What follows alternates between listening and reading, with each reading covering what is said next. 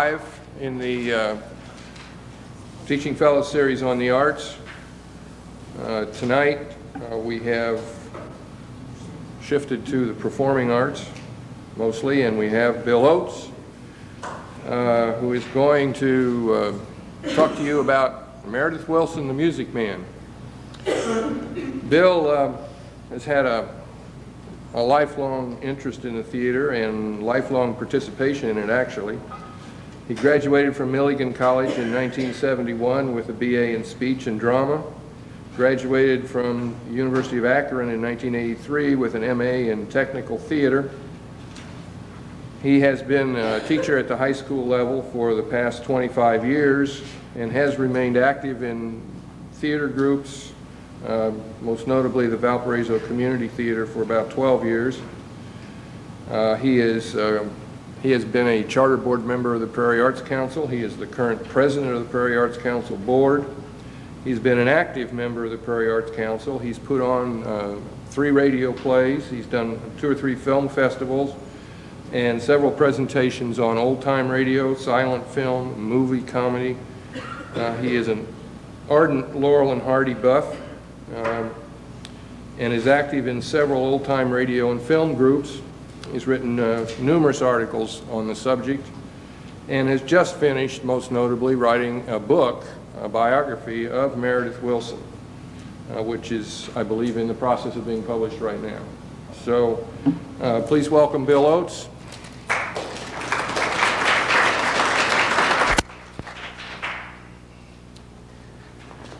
Well, I was told to turn this microphone on, and by the reverberation in the room, I guess it's working.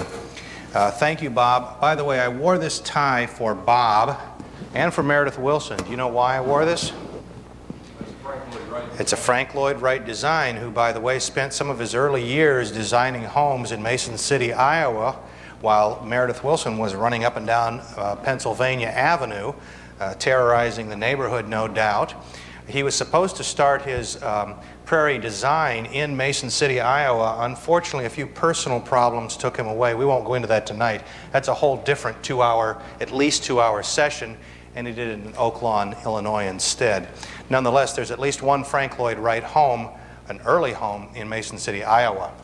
As Bob said, I've been doing a lot of research on Meredith Willson, and a lot of people, including my wife, have asked me why Meredith Willson. A lot of people don't know the name Meredith Willson until you say the Music Man. And when she's asked, she says, I want to know what to tell people. And I said to her, tell them that when I was in high school, all of the big hulking athletes got all the girls, and I was in the band, and all I got was the sousaphone, which once you carry a sousaphone around, you don't have your arms for anything else. But I grew up in Akron, Ohio in the 1960s, and I, of course, found Meredith Willson to be a champion to me when he wrote The Music Man. Now, we'll talk about The Music Man a little bit, but we're going to kind of do The Music Man story kind of around from the back. We're not going to go and say, well, on such and such a night it opened, and here's the story of The Music Man. What I want to do is tell you the story of The Music Man, Meredith Willson. You all have an outline, and if you don't, there are some up in the upper row there. This is actually the outline for my book, and it's a chronological study of Meredith Willson's life. I open up in Iowa in the opening night of The Music Man, which is in 1957, December of 1957. Meredith Willson took all of his boyhood memories and put them together, and in some cases recreated verbatim characters he knew from his childhood on stage in The Music Man. So if you've ever seen The Music Man, you know some of the people from Mason City, Iowa in 1912. In other cases, they're inspired characters, they're relatives, and a lot of the experiences came from his life. You might call it autobiographical, but you'd be stretching it quite a bit. It's semi-autobiographical. Nonetheless, if we talk a little bit about his family to begin with, we go back to primarily a man called Alonzo Willson. And by the way, Willson had 2 L's. Meredith Willson often joked that he had 2 L's in Willson, which is uncommon, but he stole one of those from a fellow called Bill Baird. Now, there's some people in this audience who may remember Bill and Cora Baird, 2 puppeteers from the 1950s. Bill Baird was also from Mason City, Iowa. Bill only had 1 L in Bill. So Meredith Willson said he stole the L from Bill Baird and put it in his name. That's an apocryphal story. You don't have to write that down. But anyway, nonetheless, it's kind of a clever thing. And by the way, both of them were in New York in the 1950s. When The Music Man was being produced, Bill and Cora Baird were doing a lot with puppets on television and Broadway as well in the 1950s. Nonetheless, a fellow named Alonzo Wilson, who was Meredith Willson's grandfather, left Adams County, New York, well before the Civil War. His family ended up in Iowa. On the way, he picked up a wife in Illinois. Her parents weren't really very crazy that at her young age that she should marry this guy who just moved from New York and was on his way west. Well, to jump to the chase, 50 years later they celebrated their wedding anniversary, so the wedding was a good thing. But Alonzo Wilson had a great idea. He knew that gold had been discovered out in California, and he thought he'd go to California. Not for gold. Because you see, a lot of people who went to California for gold didn't come back with gold. They came back with empty pockets. Alonzo Wilson went out there to sell them picks and shovels and supplies. They all needed that. And he brought his profits back to Iowa and started buying up property. And this was in the 1850s. Iowa was a brand new state. Cerro Gordo County, where Meredith Willson grew up, wasn't even a county yet by name. It eventually, later on, it got the name Cerro Gordo County, which sounds very Spanish. Do any of you know what Cerro Gordo has to do with anything? Cerro Gordo. Yeah, but do you know where the town is, Cerro Gordo? Ever hear the Mexican War? It was a battle that was won, and it was the first battle that the Iowa Volunteers fought in. Okay? Well, later on, they formed the state, and they named this county that. That's just a minor story. But Alonzo Wilson went back to north central Iowa and started buying up property. Well, in the 1850s, a lot of people were moving from the Midwest and the East west, and they were farming, and they needed to buy property. And so Alonzo Wilson made his second fortune selling property, the very commodity that farmers were seeking. He did quite well. He established the first library in Mason City, Iowa. He did a lot of other firsts in Mason City, Iowa, and he established quite a nice name, lived to a ripe old age, made a family. Everything was wonderful. His fourth or fifth child, I can't remember which number John was, but a man named John Wilson was a very intelligent individual. In the 1880s, he went to a university in South Bend, Indiana called Notre Dame. And he was in the first law school graduating class at Notre Dame. He returns to Iowa, to his home. He picks up a wife along the way. Her name is Lyda Meacham. They create a family. I said Lyda, I'm sorry, it's Rosalie's mother. I'm getting ahead of myself here, because Rosalie becomes very important, you see. Lyda Meacham goes from Ohio to Illinois as a child named Rosalie. I'm not looking at my notes, see. Rosalie marries John. They have a family. And if you know anything about The Music Man, there's a song in there, Lyda Rose. That's why I got ahead. Because Meredith Willson's grandmother's name was Lyda. His mother's name was Rosalie. You shorten that, you get Rose. His aunt's name was also Lyda. Okay, so you have Lyda Rose, the great quartet number from The Music Man. Well, both Lyda and Rose were musical. They played the piano, they sang together. John Wilson played the trumpet, the cornet. And so by the time the first child was born into the Wilson family, we'll call her Dixie. We won't give her her full name, but Dixie, she grew into a family of musicians. She learned to play the harp, but her artistic forte was writing. And she wrote a number of great short stories in the 1920s. One book that some of you may remember or may have seen was called The Honey Bear. It wasn't a short story, it was a children's story. She wrote that. Became very famous. Well, there was a second child that died in infancy.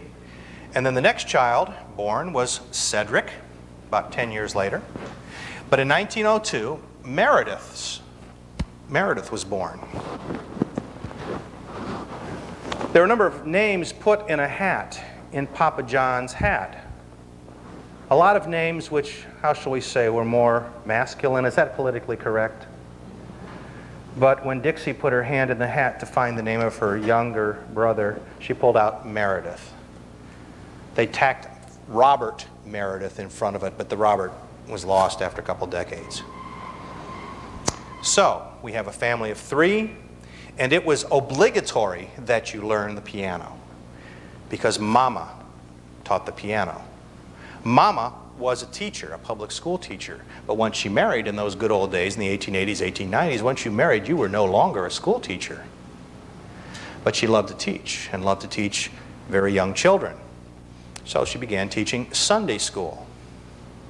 This will come back many, many years later when Meredith Willson writes a hit that some of us may know that he wrote, may not know that he wrote, may not even know at all.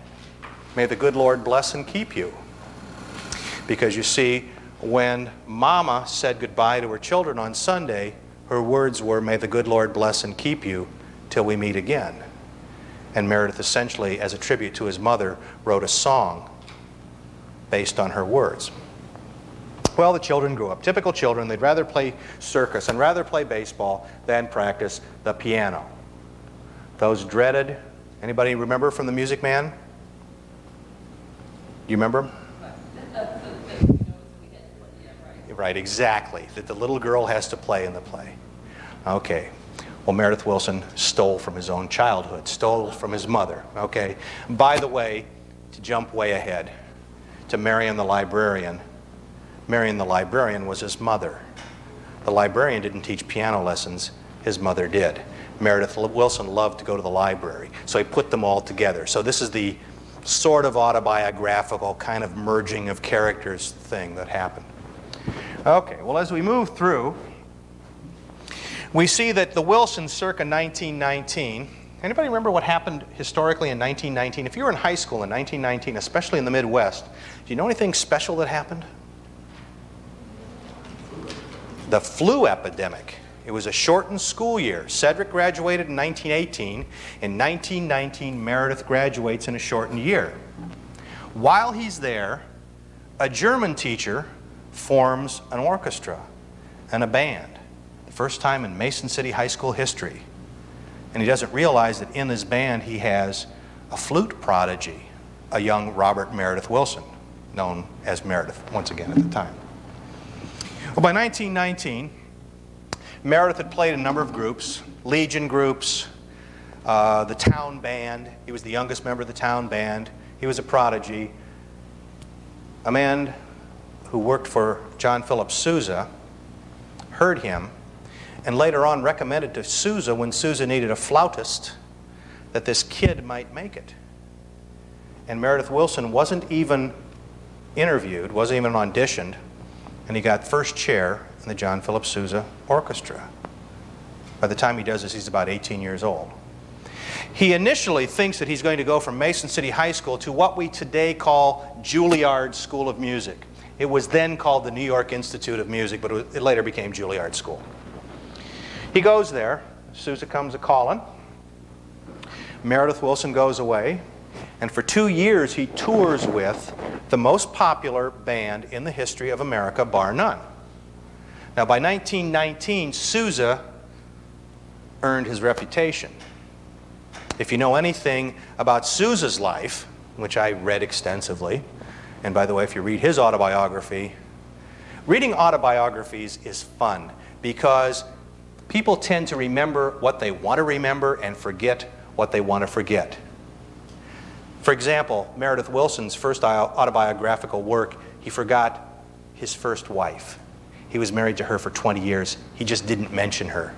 Whoops, sorry. So you have to be careful when you read autobiographies. If you read, like, for example, George Burns' autobiography, he really messes up dates. He's just sitting there remembering and telling some guy who's writing things down or putting in a tape recorder. So take that with a grain of salt. Well, John Philip Sousa was very pro John Philip Sousa. He admitted that he was a troublemaker and all that. But by the 1890s, John Philip Sousa decided that working for the Marine Corps, you didn't make much money. And if you wrote a song, the Marine Corps got all the profits.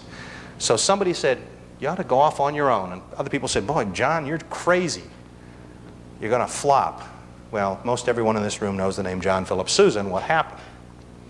Most everyone in here also knows the greatest John Philip Sousa, and I say greatest meaning probably the most performed song of all time, The Stars and Stripes Forever. Now, why is that a great song? Well, there's a part midway or two-thirds of the way along where what I like to say, the high-pitched woodwind instruments steal the melody. Okay, the flutes and the piccolos, and the lower brass gets upset. And then they go da-da-da-da-da-da-da-dum-dum. Okay, now what did Meredith Willson play? The flute. Go back to 1919. If we could go back and see John Philip Sousa perform this, and by the way, you can see some John Philip Sousa imitators. There's a guy with the Cleveland Symphony who does this. Dresses as John Philip Sousa. Well, when you got to that part of The Stars and Stripes Forever, which of course is what everybody wants to hear. You go to a 4th of July celebration, you want to hear the 1812 Overture and then bring it back with The Stars and Stripes Forever. That's what it's all about. Fireworks, we're home. That's the 4th of July in America. Okay. So, what did you do? John Philip Sousa, who was a very rigid man, and he was a rigid man because he tried to project an image that a musician wasn't a, what's a good way of saying wimp weenie, okay? You must all be feminine if you're in a band or an orchestra. And John Philip Sousa says, by God, no. I'm going to go riding and hunting and all that kind of stuff. And he did. And he fell off his horse and broke his tailbone. And so therefore, John Philip Sousa often had to direct this way. Okay, so that's why he looks so rigid. It's not an act. He had to. He was nearly killed. So, while he's up there directing the orchestra, or the band, this way, he had each part come out and perform their solos to the audience like this, not from the chairs back here. And who comes up? A young kid from Mason City, Iowa, playing the song that he grew up on, The Stars and Stripes Forever, with the flute solo, with the piccolo solo. So this was quite a rush, quite, as Meredith Willson later said, an electric rush. You know, they use that word electric a lot. It's too bad we got electricity because we used the word electric a lot that you know, meant that thing. Anyway, he travels for 2 years. The second year, his brother Cedric joins him. He plays bassoon for 2 years, so they're 2 years. They play the same 1 year, and then Cedric lasts another year. Willson, who never did finish at Juilliard, and by the way, to this day, there's a floor at Juilliard dedicated to Meredith Willson's memory, even though he isn't a graduate. But he got an invitation to play with the New York Philharmonic. Not too shabby, right? The New York Philharmonic Orchestra had merged a few years earlier. They had a couple of Germanic leaders. They had a guest one time. Anybody know his name? Who's the most famous New York Philharmonic leader in those days? Ever hear of a guy named Toscanini? Toscanini came over to direct the orchestra one time. And he said, I think, this is not verbatim, of course, said, I'm going to steal this orchestra. And he came back and he wrestled it from the two Germanic leaders, who were quite good. But when Toscanini came in, he brought his attitude in.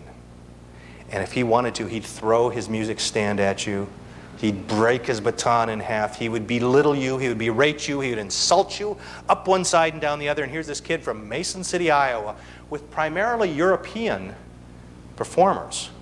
It was the same in the Sousa band. In the Sousa band, we had a lot of Italians, a lot of Germans who learned their music very good, very well, very good. Where'd that come from? Very well. I was so excited. You know, I think about Sousa. Okay. That when a guy who was homebred learned to play his instrument in the US of A, Sousa said, yes, he's another American. And the New York Philharmonic said, yeah, we have this other guy. You know, he's in here. The others were like, well, we don't know if he can play with us. He's an American from Iowa. Well, here's this kid sitting in the back, cowering with Toscanini's every word when he eventually takes over. Well, if we jump ahead a little bit, there were a lot of good concerts. There were wonderful guests.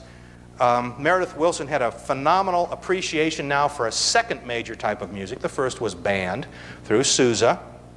Now, the New York Philharmonic, he's playing the best music in America. And by the way, this is the 20th century when people in New York are saying, we have an orchestra that rivals those of Europe. And that was a pretty brash statement to make. Okay, well, you move along, and by 1926, some people in New York said, you know, if we all have itty-bitty little radio stations, it's not quite as great as if 3 or 4 of us get together, or more, and we called it a radio network. So out of New York, they form a thing called NBC. You know the chimes? NBC. You know what that stands for? You know what notes those are? GEC, General Electric Corporation. There you go. I didn't even make that one up. That's true. Okay. So for their first performance, they want to show off. And they show off with the New York Philharmonic. Okay? In the 1950s, 25 years later, the flautist writes the 3 chimes of silver. The 3 chimes of silver, GEC, NBC. The same Meredith Willson. So he's on the very first program ever of NBC. We'll find out in just a couple minutes here that that wasn't his last program, not by a long shot. Now, those of you who knew Meredith Willson's name, you thought, well, he wrote the Music Man. Did he do anything else? He did a lot more. But you don't hear about it. And because I'm an old radio buff, I've listened to a lot of shows with Meredith Willson. And a couple nights ago, when I was checking out my figures, I have about 145 radio shows that Meredith Willson appeared on from 1935 until 1951. That's what I have in my collection. It's probably just a fraction of what could be found. I don't know what all's out there. Okay. I'm moving through this rather rapidly. Yes. Meredith Willson, after he's with the New York Philharmonic, jumps on the radio bandwagon. He sees that it's a going thing. By the way, John Philip Sousa thought, nobody will want to listen to music on the radio. You're listening to it through one speaker. It's not like being in the concert hall. 2 years later, when John Philip Sousa was offered a really nice check from NBC, he said, well, maybe they'll listen. Maybe more people can hear my band music this way. So he changed. By the late 1920s, there were other networks. We had network radio. But network radio was kind of split. You couldn't broadcast from New York to Los Angeles or vice versa, as we can do today. Meredith Willson decided to settle in San Francisco. That was good because there were a lot of radio stations. But San Francisco was the most important city on the NBC network in the late 1920s and early 1930s. So he starts working with a lot of people. A guy named Phil Harris, who was later Jack Benny's orchestra leader. He works with a man named Harold Perry in San Francisco, the great Gildersleeve. Bill Goodwin, the announcer for George and Gracie. And you start going on and on and on. And it was a hotbed for very young people. Arch Obler, one of the great writers of radio, suspense-type radio. He was out there too. Ever hear of a soap opera called One Man's Family? It's set in San Francisco. Why? Because it started in San Francisco and later went to the NBC network and was very popular. Well, while he's doing his musical thing, which basically meant you work at one radio station, you go over here and you do music at another radio station, and you literally ran around, from one station to another, this NBC network grows, and he eventually becomes the musical director of the western hub of NBC while he's in his late 20s, early 30s. Quite a feather in his cap. Well, that doesn't sound like too much, except that NBC decided that Los Angeles was a better place as a hub for its network in the West Coast. And eventually, you know where most TV shows are made today. Los Angeles. Most of NBC stuff's done there. So he was in the right place at the right time.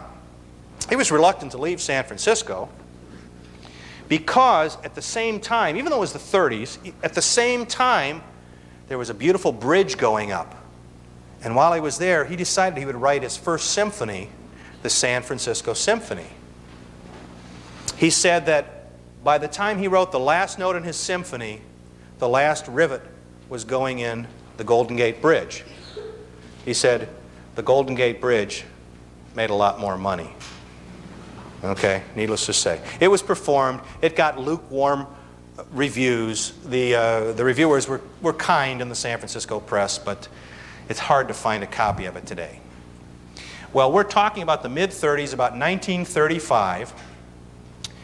And at this time, NBC decides to build a big studio in Los Angeles. And they bring down their most interesting director from San Francisco, Meredith Willson, to become their musical director. Now, if I can push these buttons right, oh good. There's no screen here. Do I know what to do? Just push. Touch it. Touch it. See, I'm a person who collects old radios. That's wait 5 minutes for it to heat up, go out and make a cup of coffee. Maybe the tubes are up. Okay. Well, let's see what we can do with audio cassette and listen to number one. Now, what this is the opening. This is a rare radio broadcast of the opening of the NBC studios in 1935. Press. Play.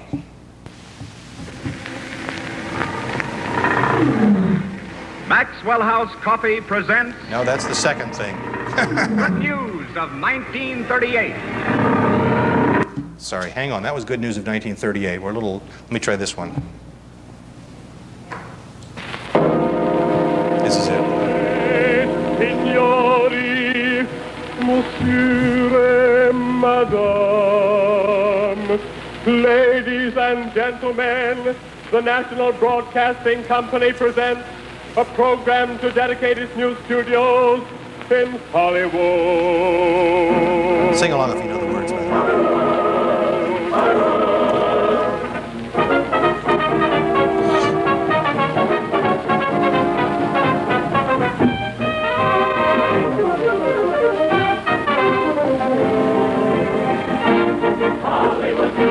Hollywood, Hollywood.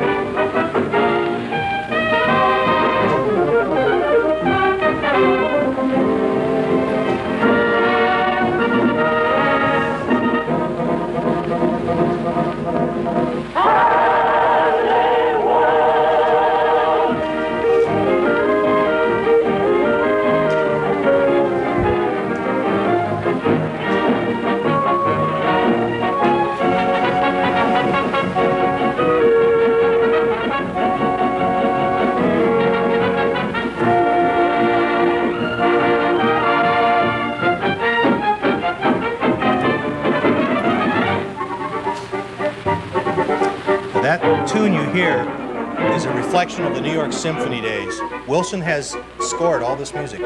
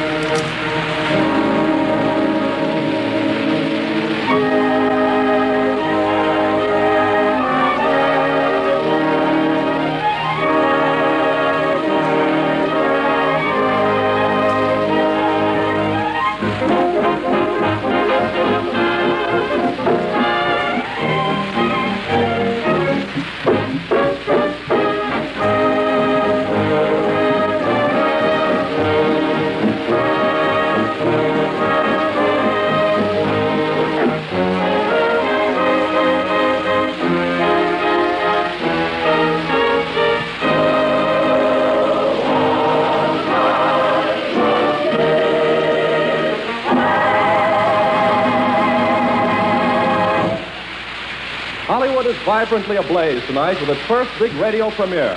For years, Hollywood has been noted for its glamorous first night. Surely this dedication tonight of the opening of the new and greater NBC Hollywood will be written creditably among the pages of important Hollywood history. To lend their goodwill in helping to dedicate the new NBC Hollywood, thousands have come to visit these studios tonight.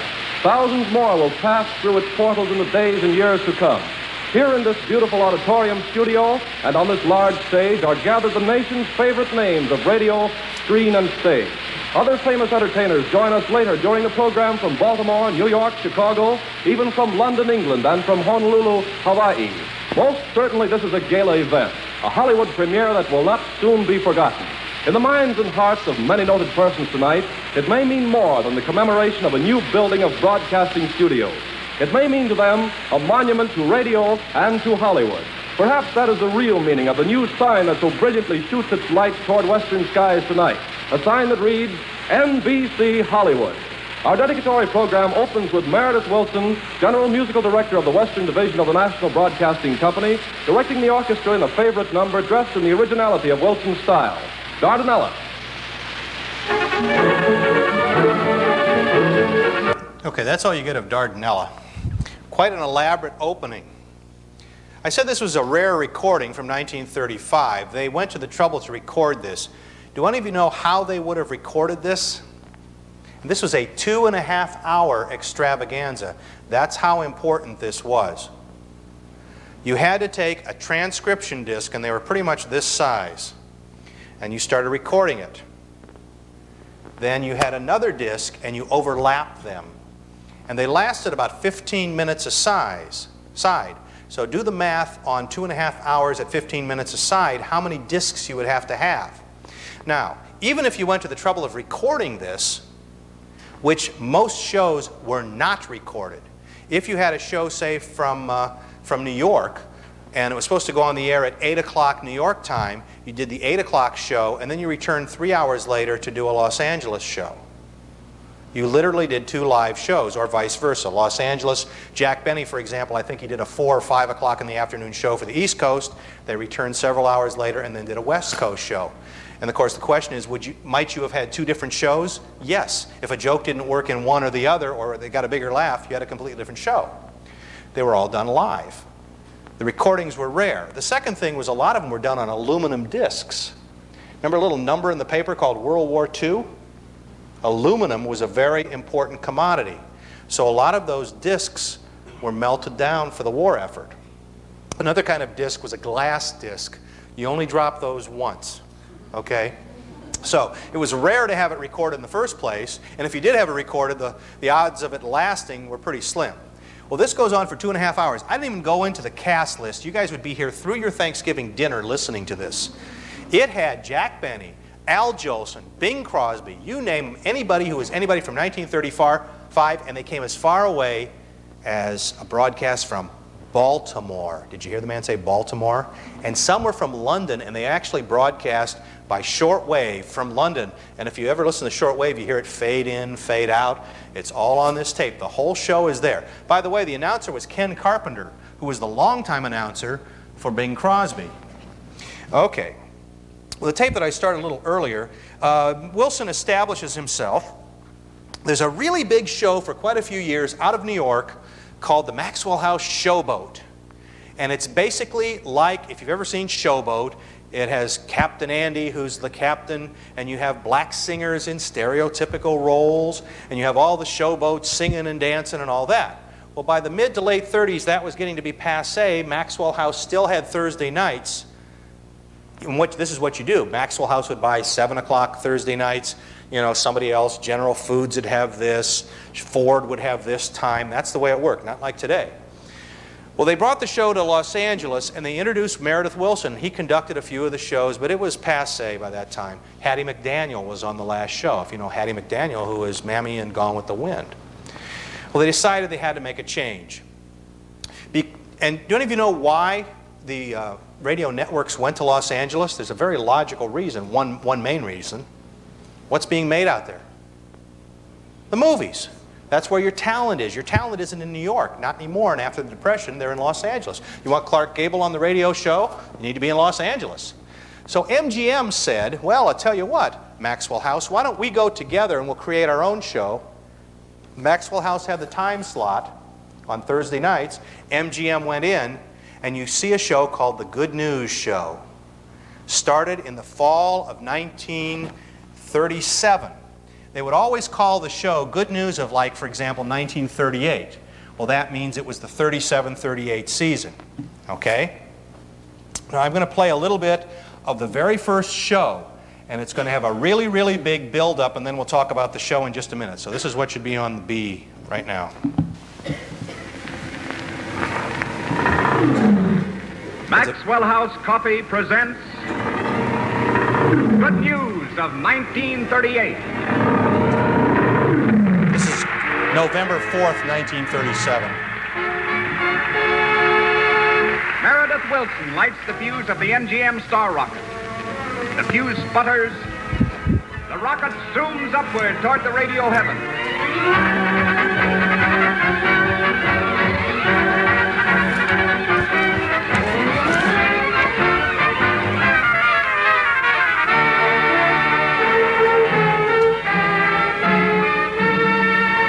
You can tell the quality's improved a little bit in 2 years, too. Radio quality.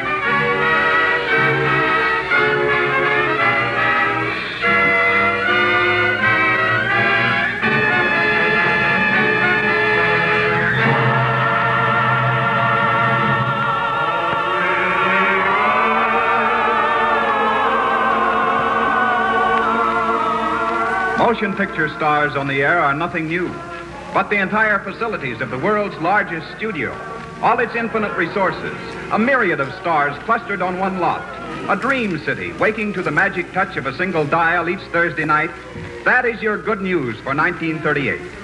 Brought to you by the makers of Maxwell House coffee, a thrilling hour amid the pulsing, fascinating life of the great studio in Culver City. Around the lot while scenes are filmed, songs composed, stories written.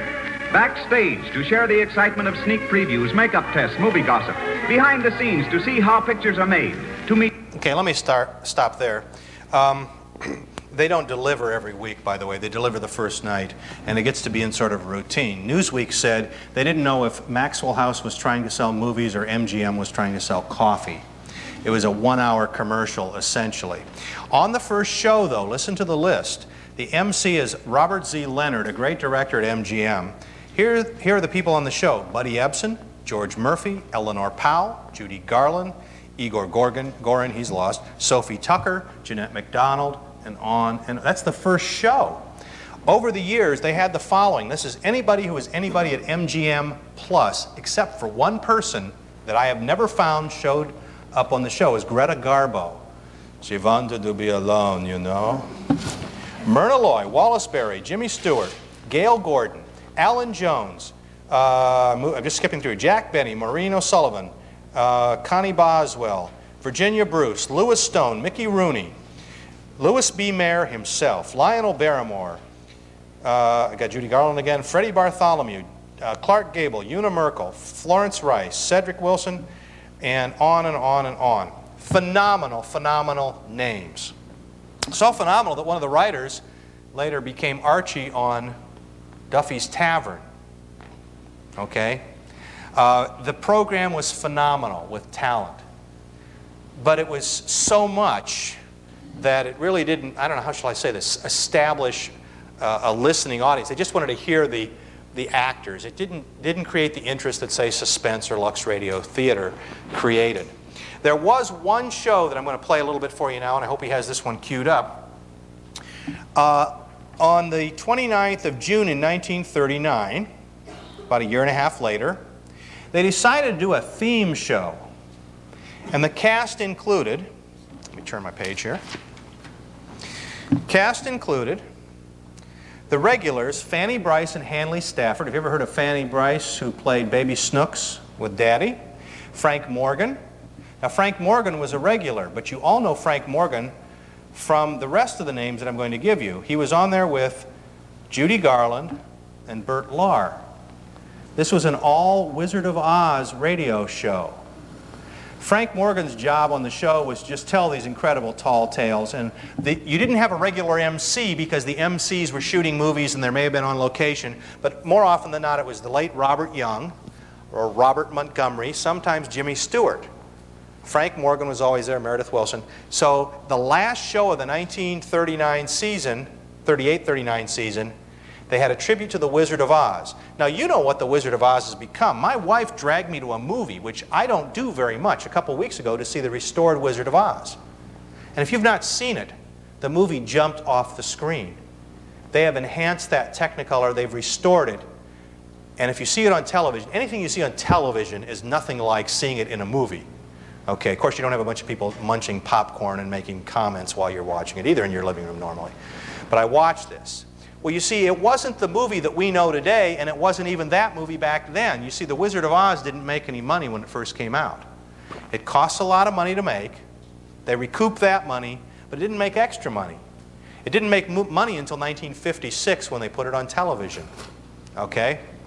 So, if this is all queued up, you're going to hear a medley of songs from The Wizard of Oz. And I can't remember if it'll say it on the tape or not, but on the tape they say this is the first time this music's been heard on radio. The movie would be released a week or two later. Let's see what's on A. Good evening, folks. Although this is the closing program of this season's Good News series, That's Robert it's Young. not going to be a sad party. No, sir. We're going to try to give you something to remember us by.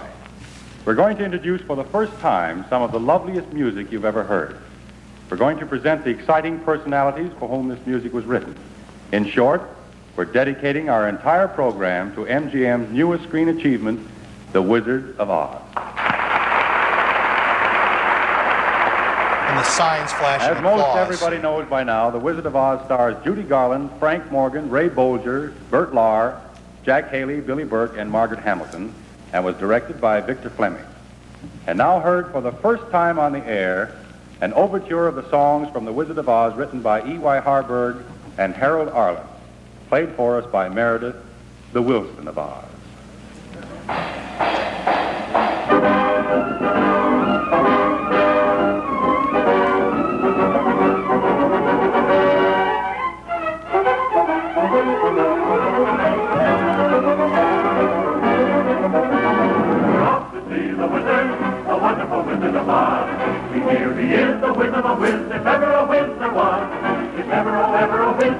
If you can picture this, you're in an auditorium, like the high school auditorium.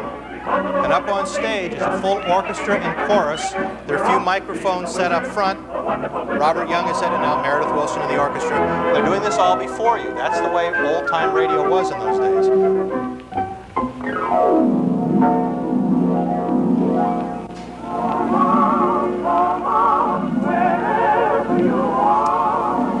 Well, because of time, we're going to stop right there. You know all the songs from The Wizard of Oz. Well, if you want to borrow my tape, I can hook you up.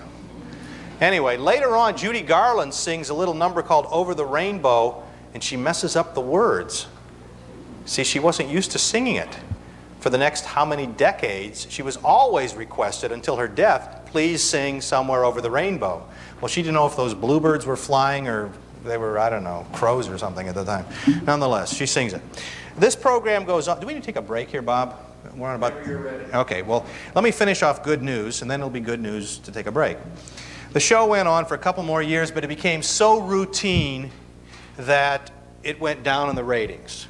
Meredith Willson had other things to do, and it changed from the Good News 1-hour format into the Frank Morgan show. Frank Morgan and Fanny Brice kind of shared halves in the show, but it didn't have all the oomph, all the money that the original Maxwell House show had.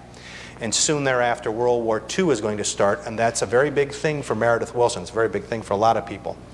The show was very popular for people who just kind of wanted to hear the stars on the radio, and some of them were very uncomfortable. In the first show that Jimmy Stewart appears on in about 1937, in the fall of 37, he says, "Okay, Meredith, sing."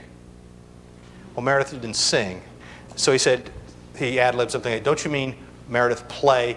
And Jimmy Stewart in his normal voice says, "Oh, well, yeah, go right ahead," and, you know, whatever. So, you know, they were okay in front of a camera, but live and ad-libbing and that kind of stuff, they weren't great. By the way, if you saw this in the early days, this was done on a stage that was made to look like the Maxwell House in Nashville. The Maxwell House was a hotel, and that's where they blended the coffee beans, where you had the special blend that was good to the last drop. And they would take a break midway through the show and say, "Well, Meredith, are you ready to play?" And they had this pat number. Okay, and they actually served cups of coffee to everybody in the audience. Okay, it was that fancy. Okay, this is a big deal in the 1930s. Plus, they were on the back lot of MGM. They had this special sound stage built up. Why don't we take 5 right now and get ready for World War II? If you don't remember, it was in all the papers, and we'll talk about it. If you have any questions, come on down, and we'll let the guy get the tapes ready. Oh, we have coffee. Well, just say it is, because, you know, otherwise it'll blow the whole thing.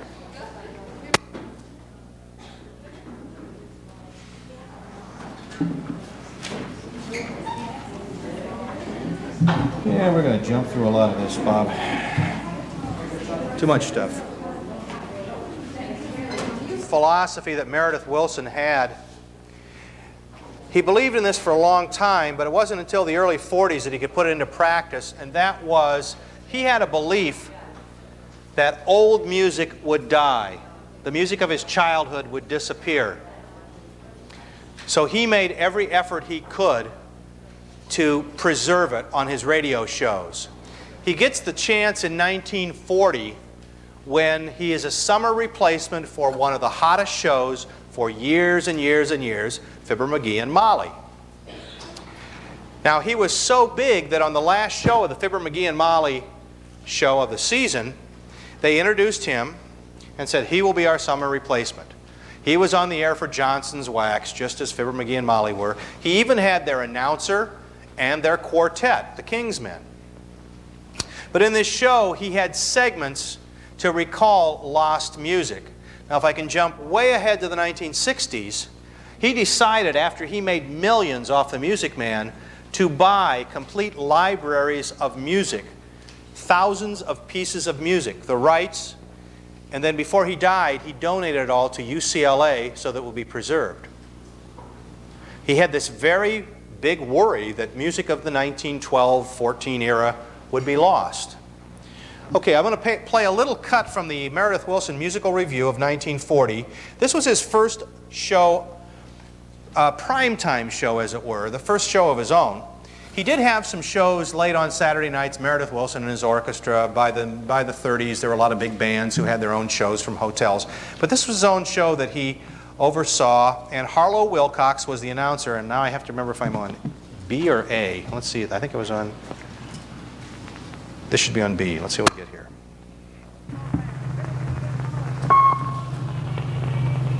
The Johnson Wax Program. Okay, this is correct.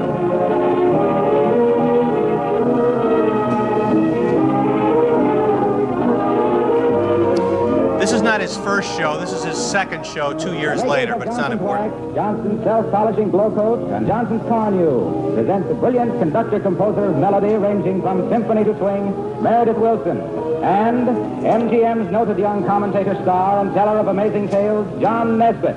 And your show, the words of the storyteller and the tunes of the music maker, blended together in a special Wilson-Nesbitt formula for easy entertainment and a new kind of program in the weeks to come.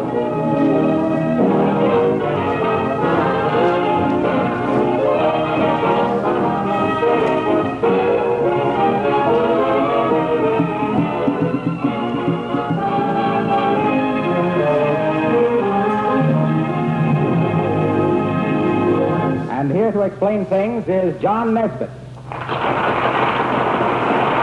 Thank you very much. Thank you, and good evening, ladies and gentlemen, and welcome. For several years, Meredith Willson and I have been discussing just such a program as the one you're about to hear. No formality, no fanfares, and no hoopla, just as if we were having a musical party in your own home. Heaven help you. And doing the numbers that we would be afraid to do in public. And here we are, orchestra, arrangers, singers, right in your living room and set to start. Meredith Willson bustles in and, beaming with fatherly pride, is about to introduce one of the finest orchestras in the nation. Meredith. This is interesting because he had no children. There are no descendants of Meredith Willson. Good evening, everyone. I'm very happy to introduce our orchestra, ladies and gentlemen. But first, I want you to meet Bob Carroll. Somebody stole my gal. And our little feminine singer. Somebody stole my pal. That was Connie Haynes. Now the violins with a little Paganini, please. And a dash of the bumblebee.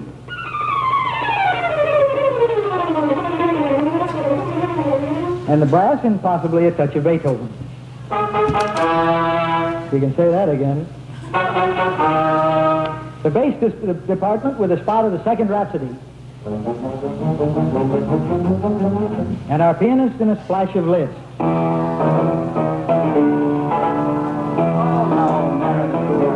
beg your pardon? Something wrong with it. It's too highbrow. Highbrow? Highbrow? Not at all, John. We'll simply play 20 of these famous classics, one after the other. Oh, heavens, Meredith. We'll be here till August. Something of the kind. We'll play all of them in less than 2 minutes. And just to keep from being, as you say, highbrow, we'll play at the same time Somebody Stole My Gal. Okay, this was a common thing Meredith Willson did. He would play a lot of what we call classical numbers simultaneous to a popular number. So he will play bits and pieces of a number of songs that you know, while Somebody Stole My Gal is weaving in and out of it. So let's go ahead and play a little bit of it. My dear Wilson. Quick watch from the baton.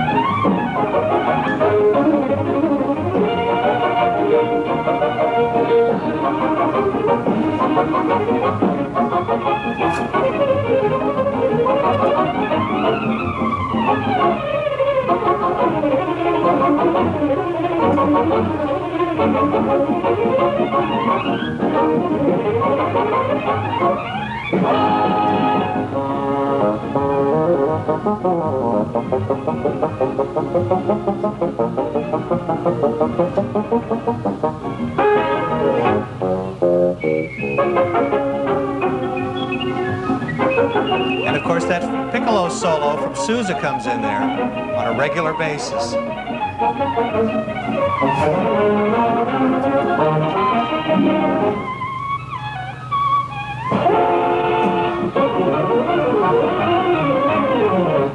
He did things like this quite a bit. He would mix his classical background with popular music. There's only one thing that got him totally nuts, and that was rock and roll.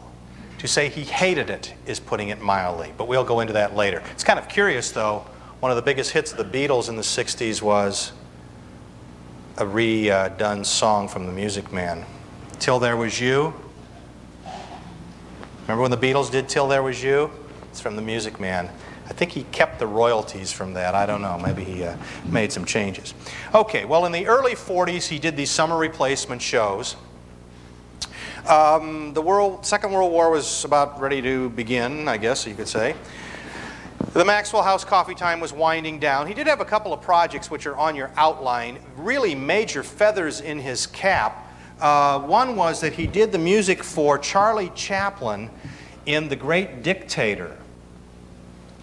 Now, if you ever get to watch The Great Dictator, you will hear both Chaplin style and Wilson style. And you can imagine working for Charlie Chaplin at this time. It had to be quite a challenge.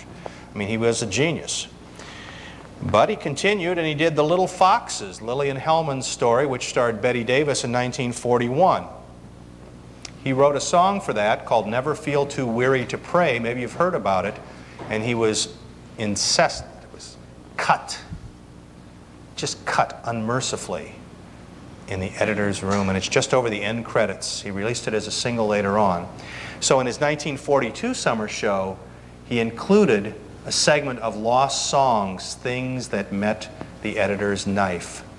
And in the first show, later on in this show, he has a song that becomes the theme for the big show in the 1950s. He not only resurrected it on his radio show, he used it as his theme song for one of the shows.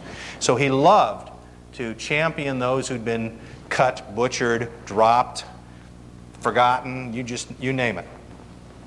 Well, during the Second World War, America decides that one of its greatest weapons against Hitler and all his allies is armed forces radio.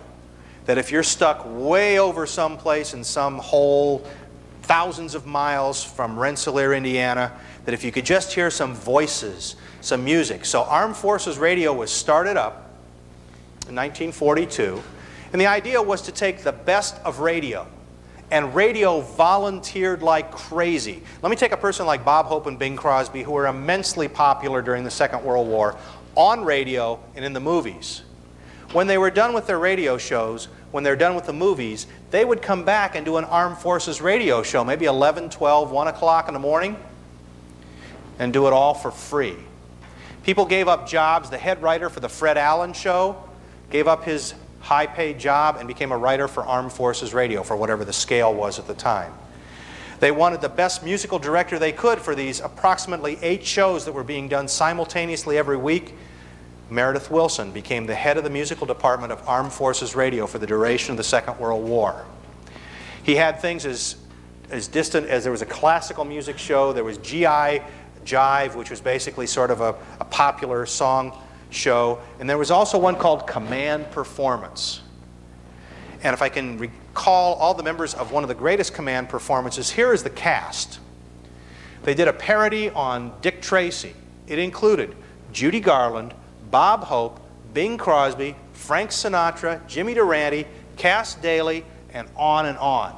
And not one of them got a penny for their work. The show was supposed to be 30 minutes long, and it ran 45 minutes. And in a rare case, Armed Forces Radio said, let it run. And they said, you can get this radio show. I have several copies of it at home on record and on tape. It is phenomenal. Oh, Frank Morgan is in the show. I just remembered some others. Well, nonetheless, the Second World War ended. Of course, everyone was relieved, but Meredith Willson was out of work. So while he was waiting for his next job, MGM said, how would you like to become the head of the musical department at MGM? Now, if you know anything about MGM and musicals in the 40s, you were at the top. You were on the top of the cake. You were in the frosting. The best musicals of the day. Meredith Willson didn't know if he wanted to do that. Before he could make a decision, he was sitting at the Brown Derby and he was talking with a guy who played Lum on Lub and Abner. And while he was sitting there, George Burns came up and said, you know, I really enjoyed what you did before the war and during the war, and he and Gracie were on. Why don't you become our musical director? So in 1945, the fall of 45, Meredith Willson becomes the musical director on the George Burns and Gracie Allen show. Now, I can't play you a lot of this, but before the war, he not only was the musical director, he also interacted with the comedians. He took on parts. He became a comedian himself. Unfortunately, it's kind of a stereotypical, I won't say moron, but I'm close, from Iowa. He's sort of a naive kind of Iowa boy in the big city. He does the same thing on the Burns and Allen show, but that's perfect, because if you know Gracie Allen, Gracie could hatch one of her goofy schemes and Meredith would go along with it lock, stock, and barrel. Okay? But the thing he did on the Burns and Allen show is what I'm going to play for you now, a commercial. Because Bill Goodwin, when he'd come in on the commercials, he would explain the plaudits of Maxwell House coffee. Not just your normal coffee. I didn't have the coffee out here. I don't know if this compares. It probably was just as good, if not better. But it was the correct blending of all the beans, the metazales, the bucamarangas, the medellins, all together into a symphony of taste. To the point where, and let's see if this is all queued up right, we should have a commercial. He would take a popular song, dissect the popular song. It was the type of thing where Bill Goodwin, the announcement, would say, hey, Meredith, what's that catchy song you're playing? And he'd be playing something like Surrey with a Fringe on Top, or something popular from the mid-40s, late 40s. Well, in this show, which was the 15th anniversary of George and Gracie, that stars, by the way, Al Jolson as a guest star. So now Willson is arranging Jolson songs. In the middle of it, he puts his own song, a very popular song in the 40s called Iowa. This wasn't his first big hit. His first big hit was a number called You and I. Okay, it was in the top 10 for many weeks on the hit parade in 1940. Well, let's see if this is all queued up right, and we'll see if we can listen to a coffee commercial from 1947.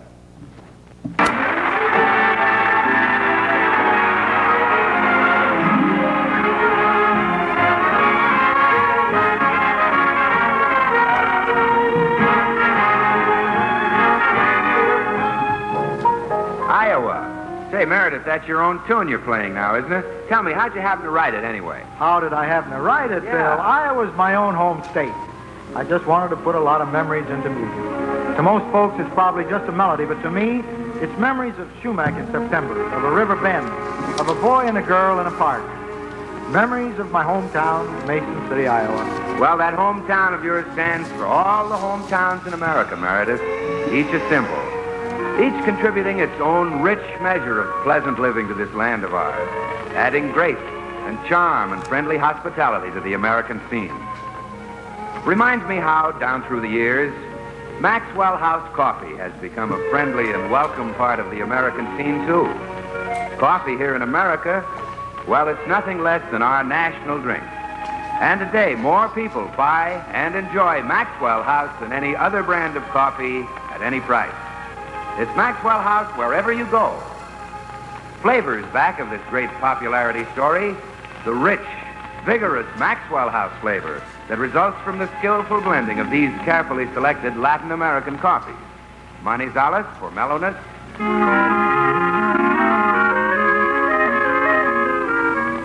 Medellins for richness.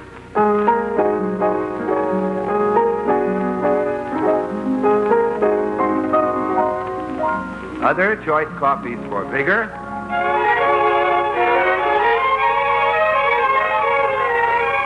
And Bucaramangas for full body.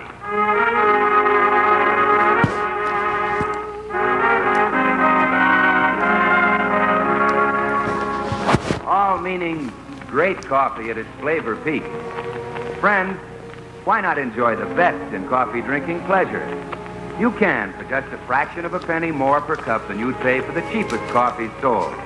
Just say, Maxwell House. Always good to the last drop.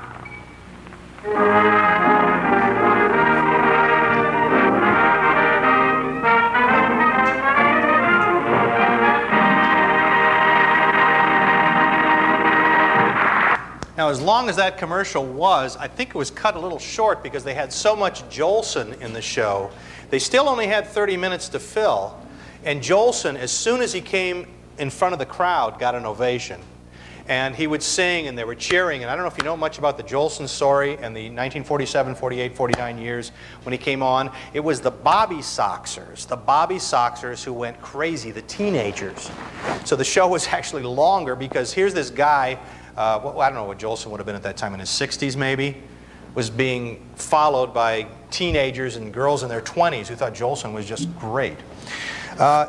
Willson stayed with the Burns and Allen show throughout the late 1940s.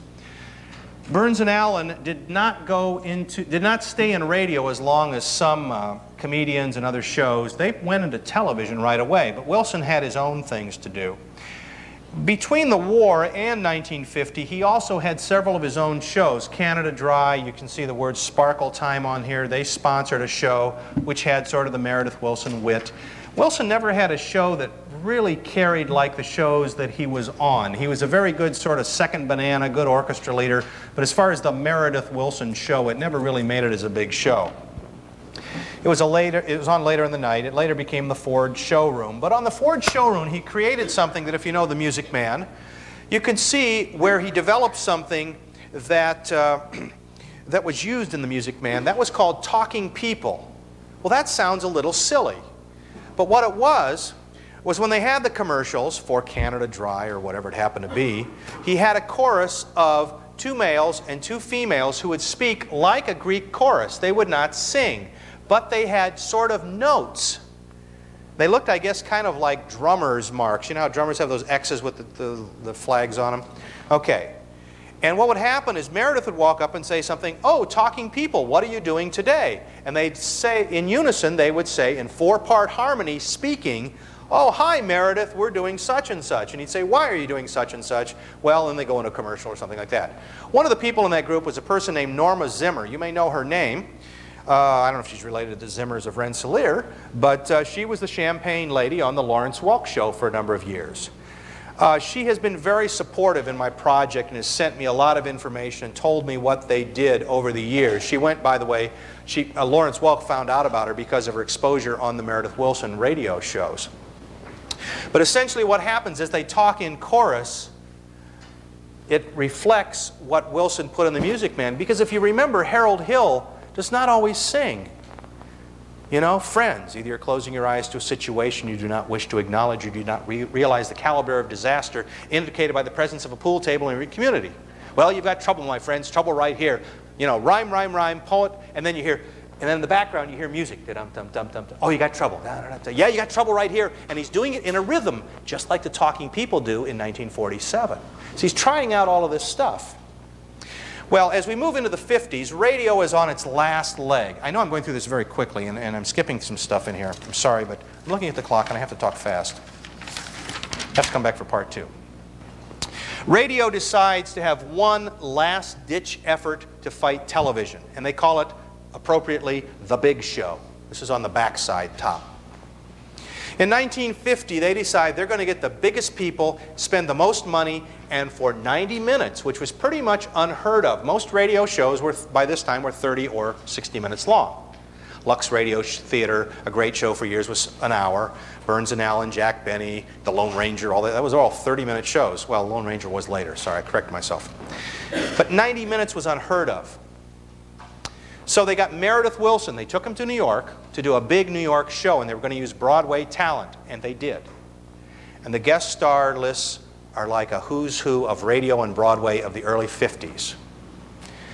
And they decided who would be the MC. Who do we get to be the MC? Well, they got somebody who was not known as a radio star, Tallulah Bankhead, who was a great success on Broadway. But remember, the only way in those days that you'd find out if someone was a big star on Broadway is if you went to New York or if that person became a movie star. And that did not necessarily happen. Tallulah Bankhead was in a very successful play at the time, and she didn't exactly want to do Radio Darling. But they said, we'll offer you a lot of money. So she says, well, I'll tell you what. If I can be out in 6 weeks, if this doesn't work, we have a deal. So they said, okay, if you don't like this, 6 weeks, take a hike. After the first show, she fell in love with it, and she was fine.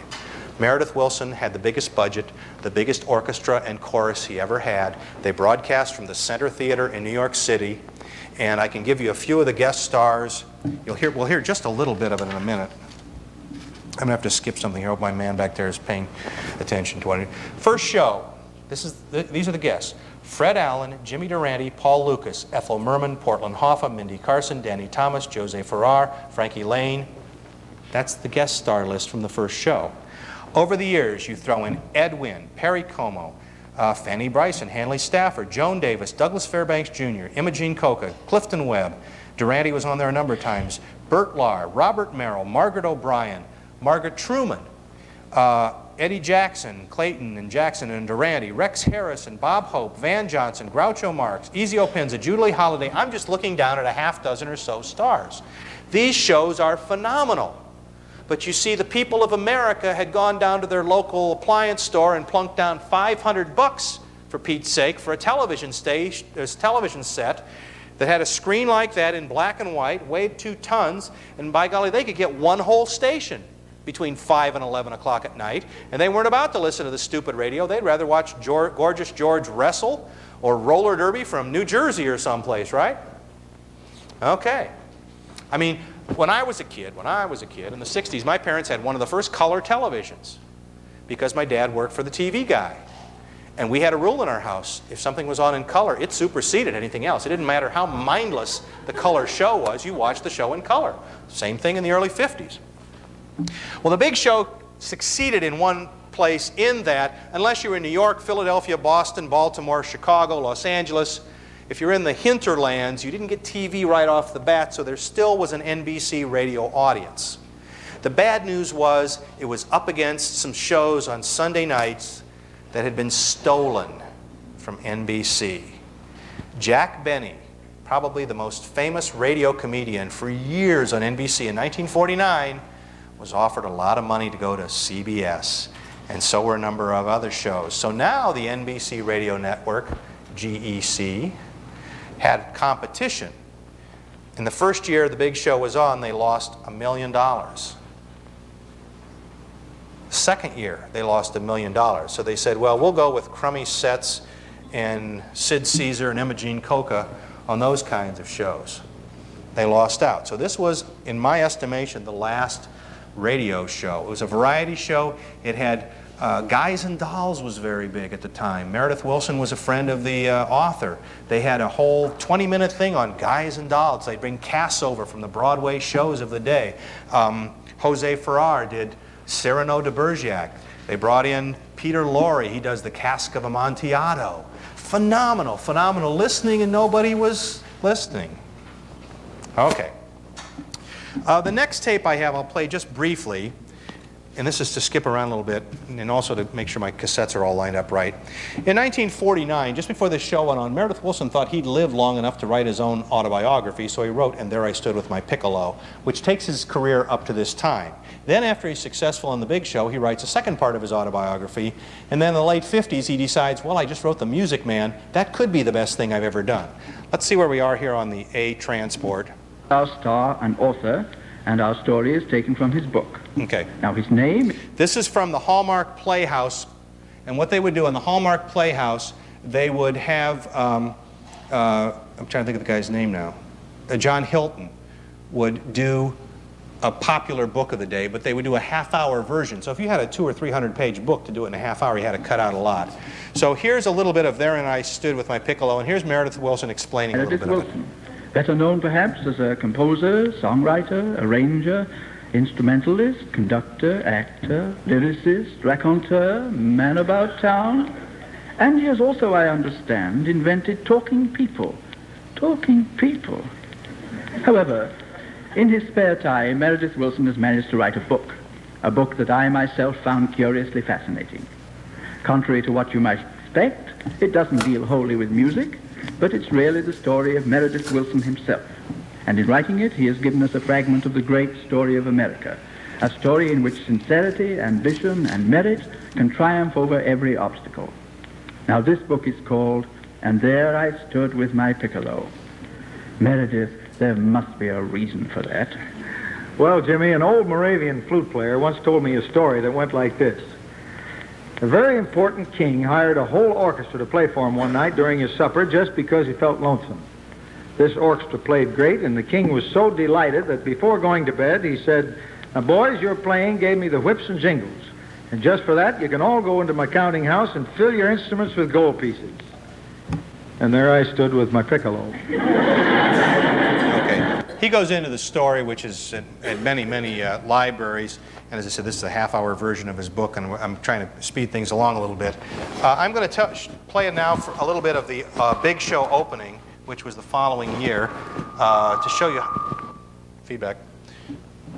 Here you go.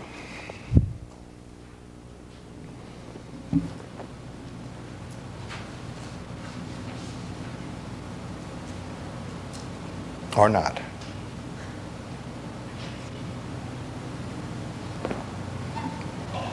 That's been good so far.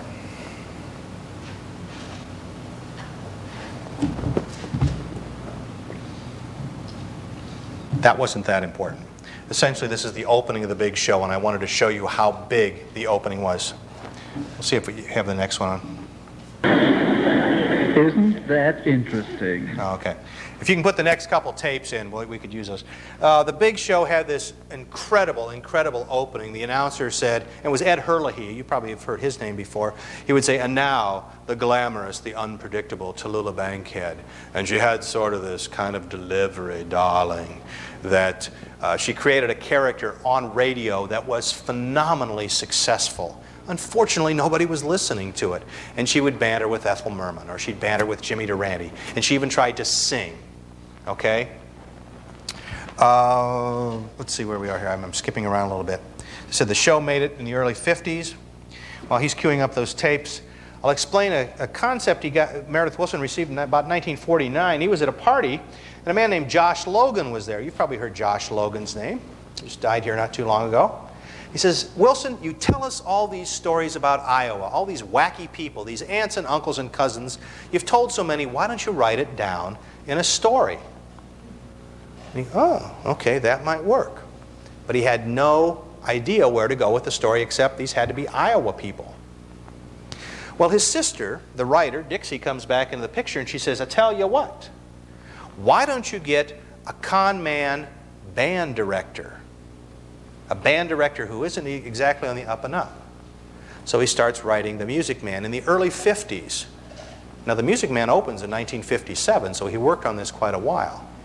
And finally, he goes from a con man music director to a con man music salesman. And he remembered a salesman who came to town one day in Mason City, Iowa, and tried to sell the local municipal band uniforms and on and on. And the guy had a little bit of a problem. See, he wasn't always on the up and up.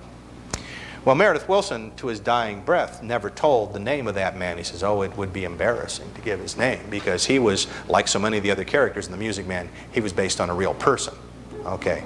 So he never told the name, and everybody out there in Mason City guesses what this guy's name was. And I have about 3 names, but I can't put any stock in any of them. Let's see where we are on the tapes here. Let me push B. Good deal.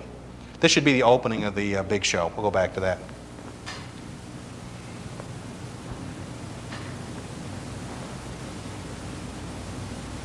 It's an hour and 30 minutes. We're there. Present in person such bright stars as Fred Allen, Mindy Carson, Jimmy Durante, Jose Ferrer, Portland Hoffa, Frankie Lane, Paul Lucas, Ethel Merman, Russell Knight, Danny Thomas, Meredith Willson, and my name, darling, is Tallulah Bankhead.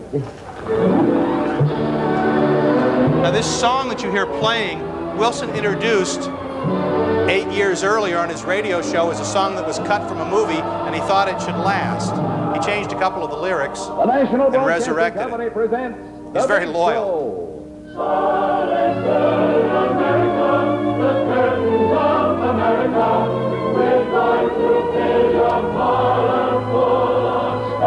Okay, we'll stop there, because what happens is Ed Hurley then rattles off the people who are on the show again. There's a little bit of bantering between Tallulah and Jimmy Durante. It's absolutely scrumptious if you can ever listen to it. If you ever borrow these tapes, come and see me. We can work out a deal. But Durante is Durante, and I don't know. I can listen to Durante do just about anything, and it's incredibly amusing. What I hope is up next is something in the 30s. Willson made a friend in New York, a man named O.O. McIntyre, a great columnist. He was a person from Ohio who moved to New York City, and like so many columnists who moved from the Midwest to the big city, they had a whole different outlook on life, like an Ernie Pyle or some of the others. Anyway, O.O. McIntyre moved there, but he died quite early in his life, and so Willson, in the 30s, wrote a tribute called the O.O. McIntyre Suite. On the big show, while one of the segments of the O.O. McIntyre Suite is playing, Tallulah Bankhead reads one of McIntyre's columns about a dog. And this shows how simple the man was in his choice of topics, but how beautiful and how poetic he was when he did them. Let me see if this is all ready to go.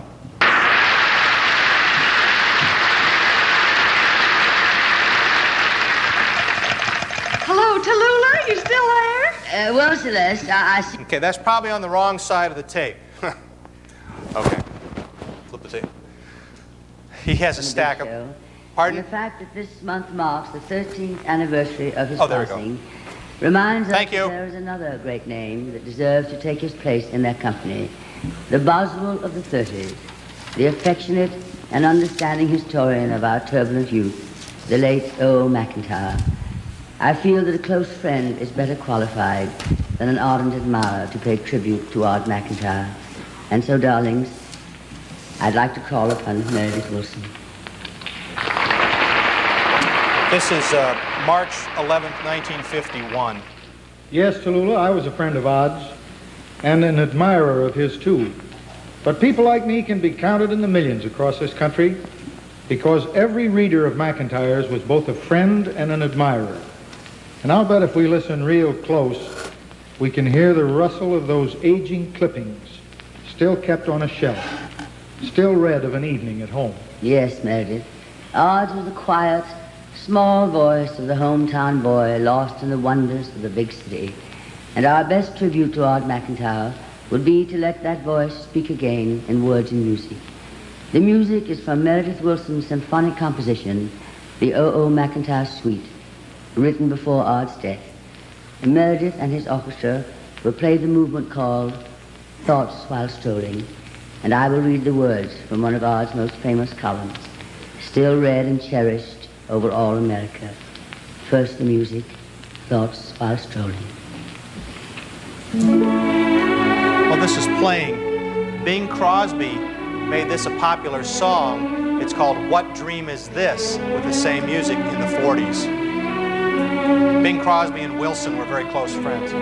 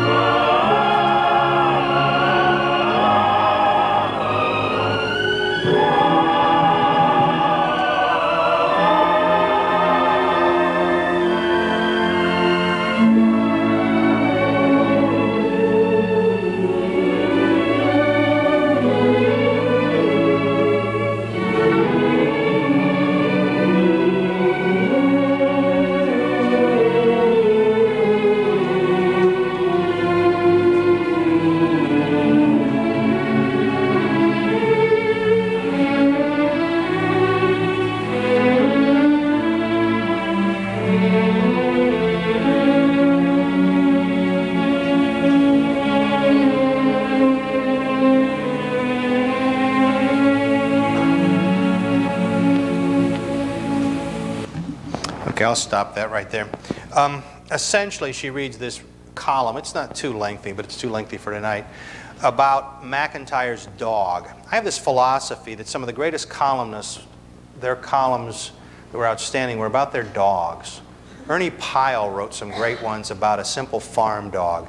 And McIntyre writes about this dog, and he tells the dog to come across the street even though the dog knows the traffic's moving and the dog is hit and killed, and how touched he is that this dog was so incredibly loyal. It's a very sad thing, and I don't want you to go out of here depressed.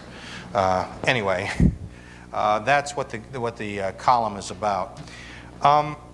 Through the early 50s, Willson began writing The Music Man. He wrote it, he edited, he rewrote it, blah, blah, blah, blah, blah. He was also on television, on radio, had his own sort of a disc jockey show, and that's about the best way I can explain it, until about 1955. Now, if I can, let's see, I'll show you a little bit of, do this, yeah.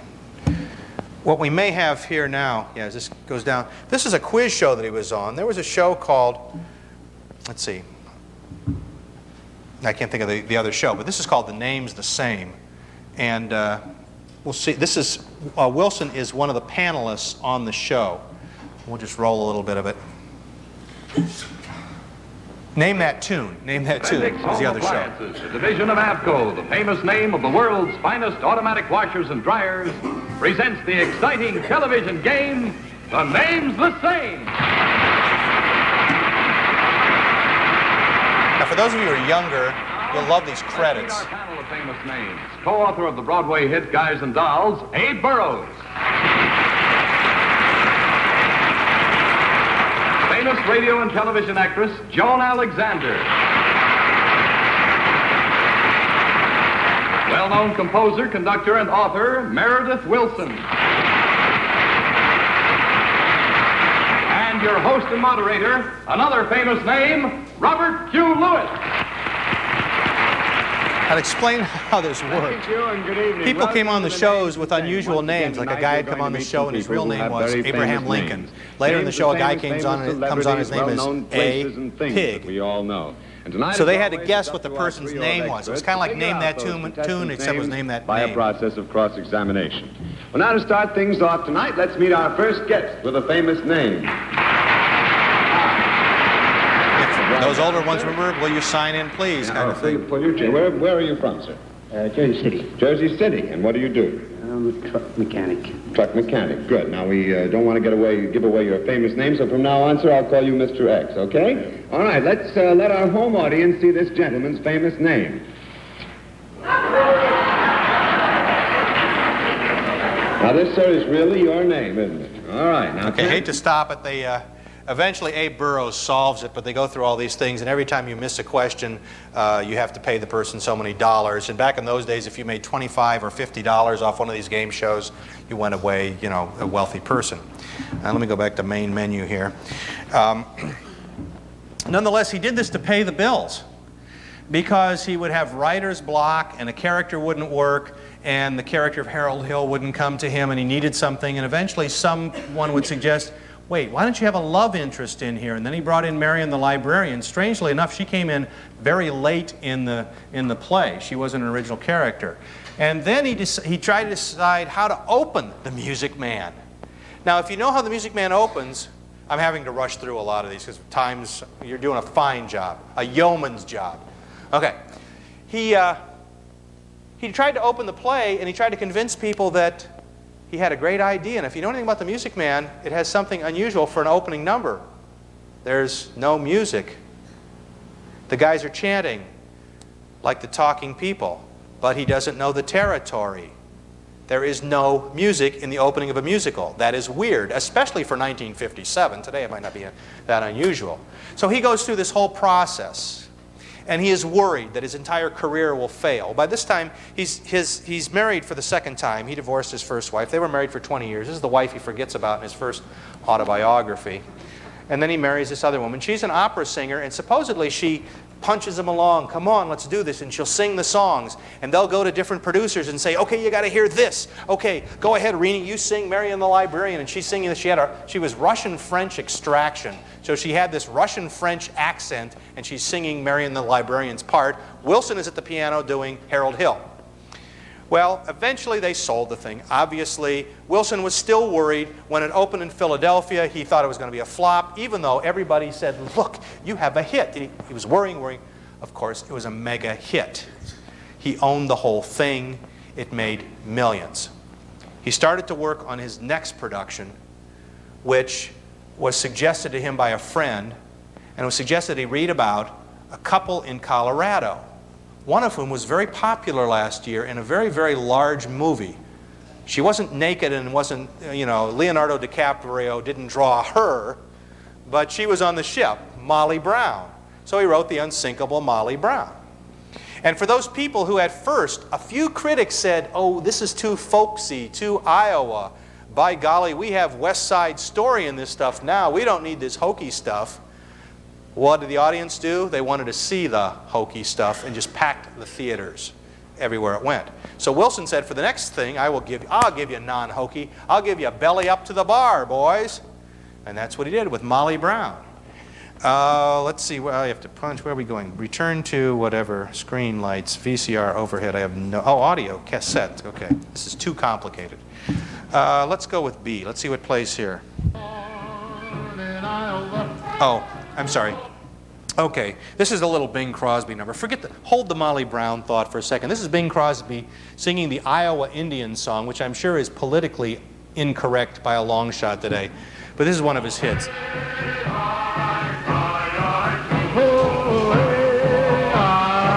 One of the hits he had in the 40s.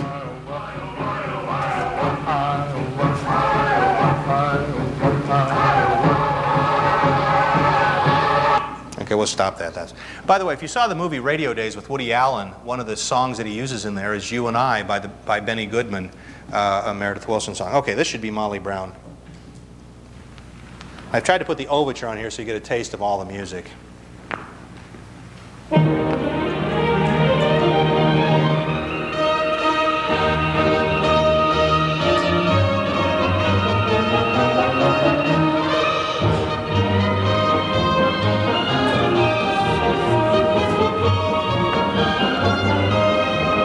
And was it a hit? It was a hit. It wasn't The Music Man. By the way, little trivia on The Music Man, it was the first album to ever receive a Grammy. The Grammys were instituted the year The Music Man came out. So when it came album time, and by the way, it was one of the few albums that had a complete Broadway musical on the album. So you could hear virtually the whole show, or at least the music, on the album. And it sold like crazy. Molly Brown came out, and it did quite nicely, thank you. Skyrocketed a Tammy Grimes to success, just as The Music Man skyrocketed Robert Preston to musical success. Willson took a chance on Preston because Preston had never starred in a musical. Taking a chance. What was Robert Preston known for before The Music Man? He was in a lot of detective movies and westerns and didn't sing a note.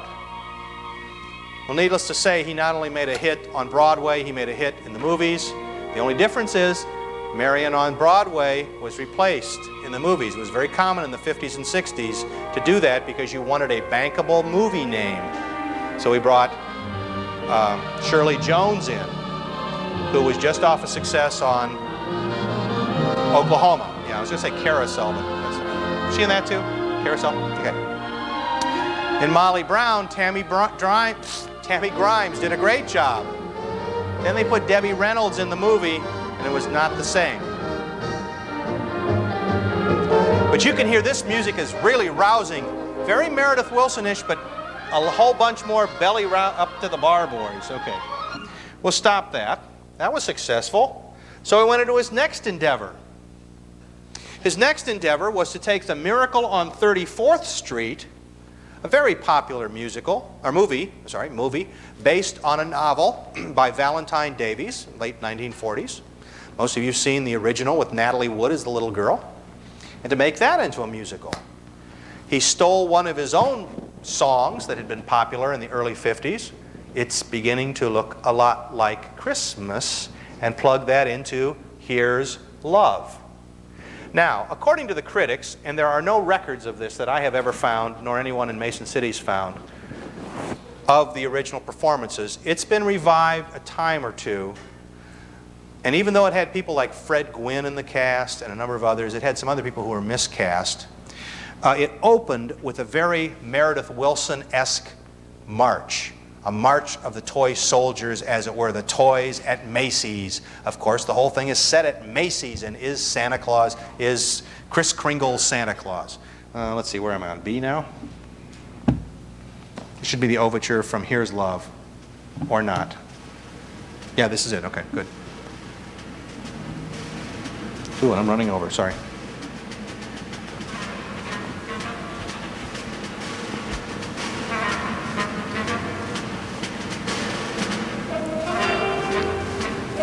And I guess as this opened up, it sort of creeped up on you, and you had this big parade. It was another Willson parade. And it was very successful. They have dates down there for you, though? Yeah.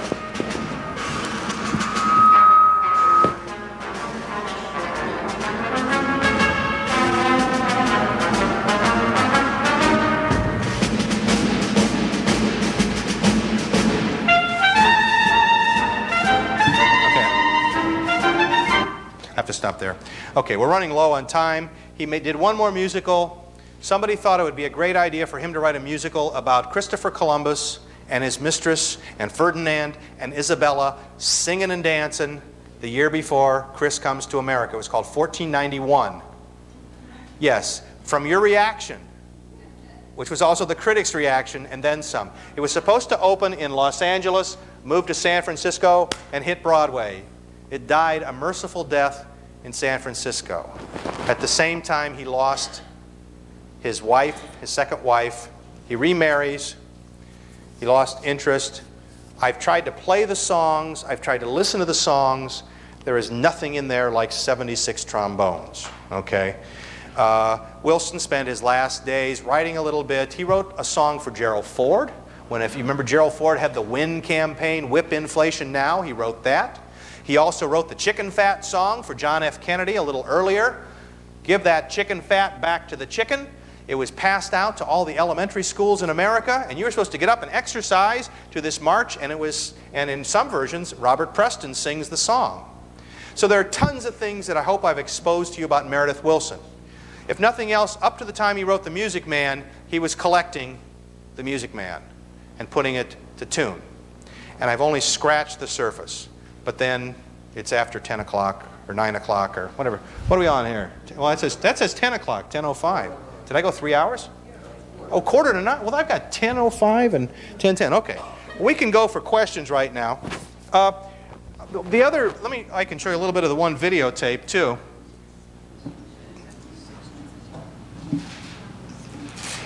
This should be, well, let's see what this is. This is going to be one of two things.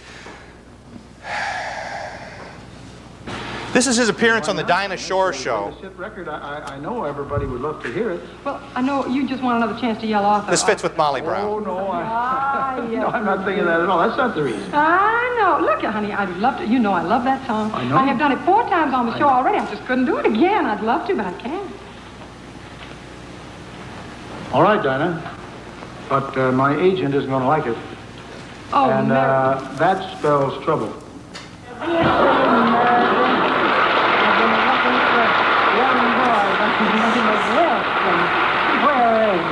Here I am, Marty. Meredith, I'd love to. I haven't seen you. Carrying a pint on you. No, kidding, Meredith. It's a nice 25. Dinah, I'd like you to meet my agent. This is Marty Frickett from Mason City. How do you do? Hey, ma'am. I think it's ma'am. I hope it is. I hope Meredith ain't been no trouble to you. Not a bit. He's been wonderful. You've been a good boy, Meredith. Every goodie. Say, listen, has he played the spoons for you yet? No. No, yet. Listen, did you bring your musical saw like I told you? No. Oh, it just tears your heart out when he plays that saw. and the whole porch comes down. He didn't do that. Remember the little cat that cut? Wow!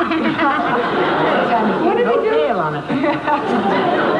No tail? No tail on it. It was a minx. Oh, I see. What did he do for an encore? He writes the sweetest music this side of Irving, Berlin, honey. He does? Oh, you should have you heard his latest? Oh, well, which No, one? it's from A down. Yes, I heard that. It's Your voice is deep. Molly, I tell you, it's Don't touch me unless you love me. Well, if you watch enough of this, you can see Wilson is trying to like not laugh, and Dinah Shore's trying to not laugh. Dinah Shore became friends early on as they became part of the Hollywood community. We'll see if he cues up the last thing. Hopefully that'll end things here. I have these crazy clocks flashing 12 o'clock up or 10 o'clock up here, so I have no clue what time it is.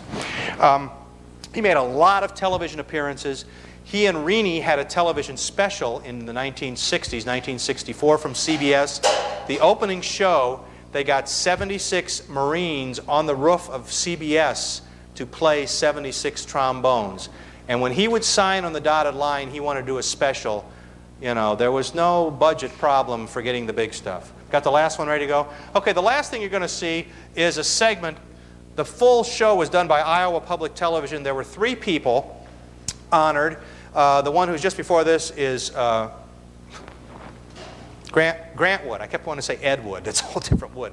Anyway, Grant Wood, the great painter. And it's followed by Meredith Willson. You'll see him walking around Mason City. What to the world? There's Grant Wood, just to end the segment before.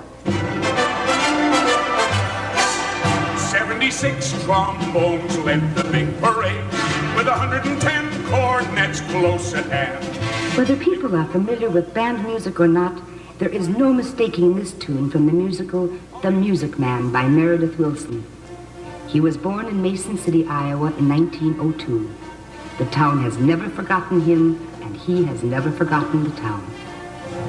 Rosemary, my dear wife, how many times have I brought up in the conversations at home the days that I used to play in the park in Mason City? How many times have I told you about that?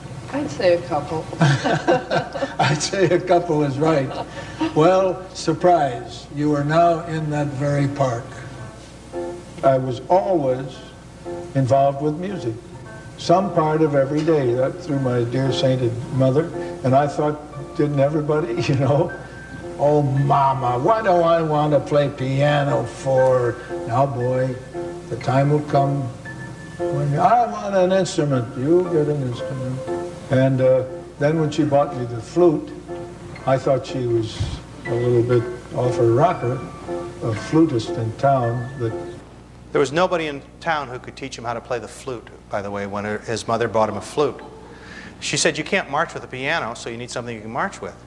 So a cornet teacher stayed one lesson ahead with him. The cornet teacher, and besides, he looked at the thing and he says, what, you hold it like this? Not like that? You know, that whole thing. Okay, so here's a little more of his family. They'd heard about this in my mother. This home is restored right now, by the way. You can visit it. Did you ever pick up a pop bottle? Well, what's that got to do with it?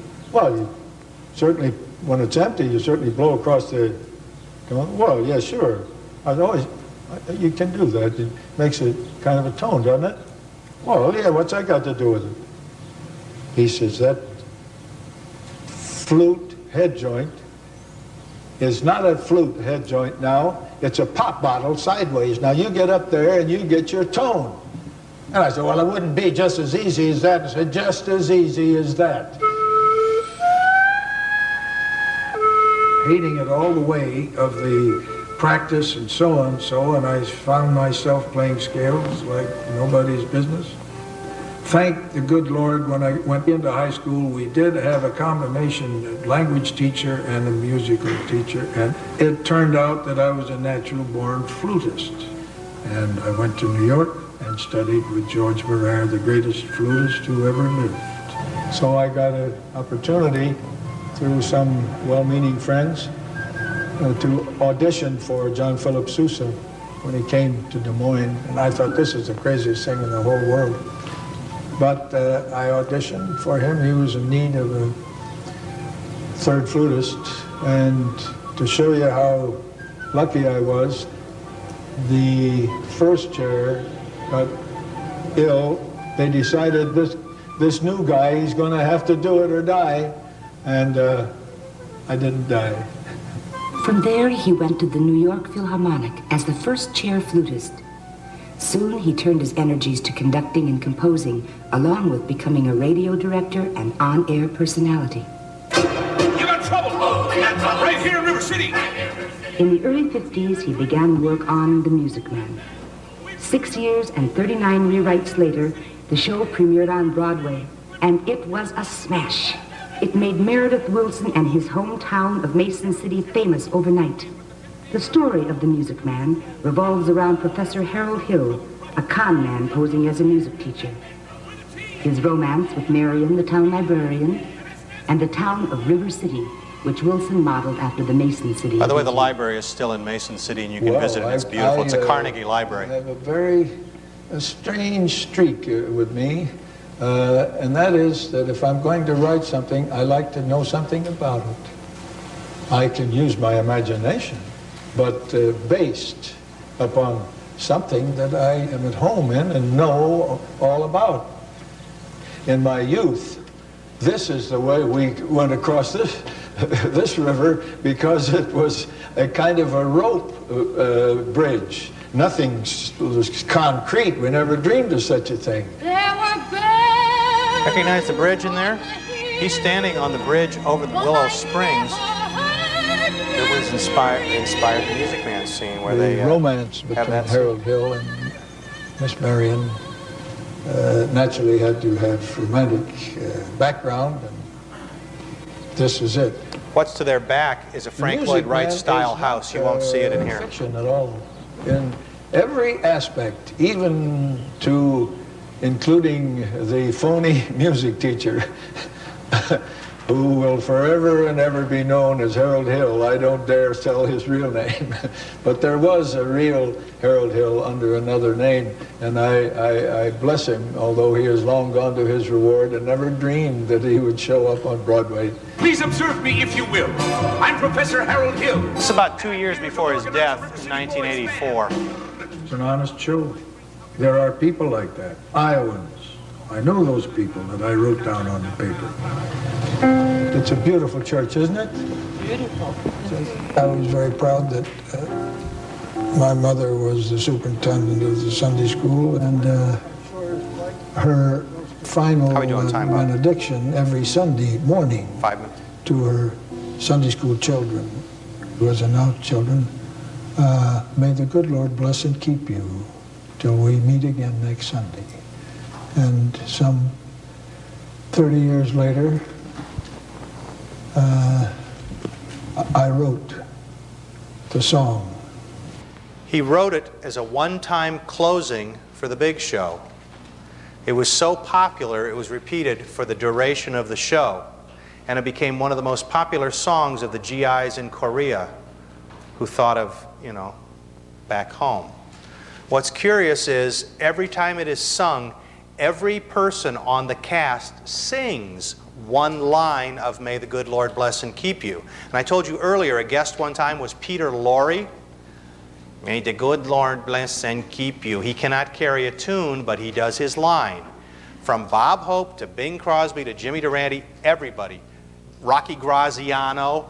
I mean, there were incredible guests on here. They all sing a line from it. They don't skip it on any show I've ever found.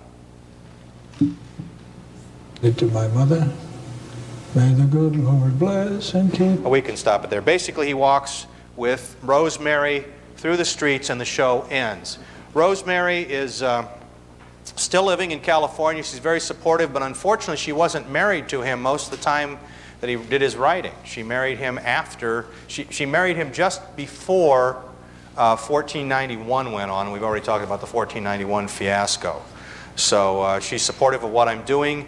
She also collects the royalties from the Music Man, and if you think of how often the Music Man is done. By the way, she went with Meredith Willson to China. It was the first American Broadway musical done behind the Iron Curtain in China. It was also done in Czechoslovakia as the first musical done there, and in Russia. And of course, it was translated. I don't know what 76 trombones comes out in Mandarin Chinese. It would have been interesting. So she is also funding a square block area of Mason City they're going to make into sort of a cultural area. Maybe she'll expand it to the Carnegie Center and Rensselaer, and we'll all live happily ever after. Well, if you have any questions, I'll be glad to answer any of them. I'm sorry I rushed through this, but I've just got so much junk. I whittled my tapes from about 145 down to 12 and 3 videotapes. So needless to say, I have a pile of stuff, and I'll be glad to answer any of your questions afterwards. Thank you, and have a happy thanks. May the good Lord bless and keep you till we meet again.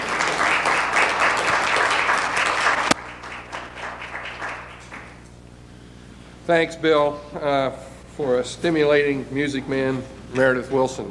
As you know, next Thursday we'll all be enjoying our Thanksgiving.